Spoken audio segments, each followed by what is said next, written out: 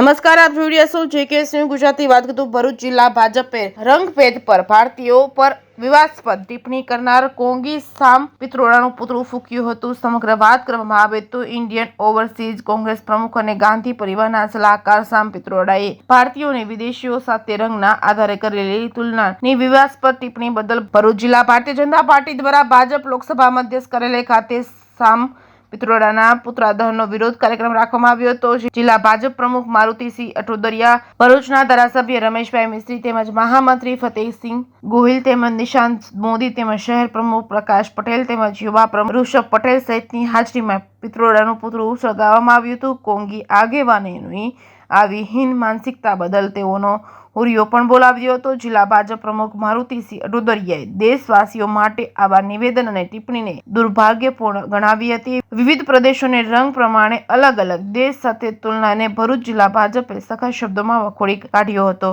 ભરૂચના ધારાસભ્ય રમેશ મિસ્ત્રીએ ભારતના ચારે દિશામાં રહેતા નાગરિકોને વિશ્વના અન્ય દેશના નાગરિકોના રંગના આધારે વર્ણવી રંગભેદની નીતિ માટે પિત્રોડા અને કોંગ્રેસ પર ફિટકાર વરસાવ્યો હતો। જેકેએસ ન્યૂઝ ગુજરાતી સાથે કેતન મહેતા, ભરૂચ। કોંગ્રેસના નેતા સામ પિત્રોડા દ્વારા ભારતના વિવિધ પ્રદેશોને રંગ પ્રમાણે અલગ અલગ દેશ સાથે તુલના કરવામાં આવી છે। આ તુલનાને ભારતીય જનતા પાર્ટી ભરૂચ જિલ્લો સખત શબ્દોમાં વખોડે છે અને એમનું પુતળાનું દહન કરવામાં આવે છે। ઇન્ડિયન ઓવરસીઝ કોંગ્રેસના પ્રમુખ અને ગાંધી પરિવારના સલાહકાર સામ પિત્રોડા દ્વારા ભારતના ચારેય દિશામાં જુદા જુદા રાજ્યોમાં રહેતા નાગરિકો માટે વિશ્વના વિવિધ દેશોના નાગરિકો સાથે એમના રંગ સાથે એમને સરખાવીને જે પ્રકારે રંગભેદ ભરી નીતિ કોંગ્રેસના નેતાએ ઊભી કરી છે એના કારણે આખા દેશમાં એમના માટે ફિટકાર છે।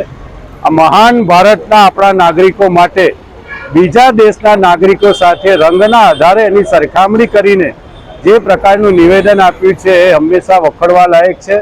મને લાગે છે કે કોંગ્રેસે સમજવું જોઈએ ક્યાં સુધી કોંગ્રેસ આ પ્રકારે ભારતના નાગરિકોનું અપમાન કરશે।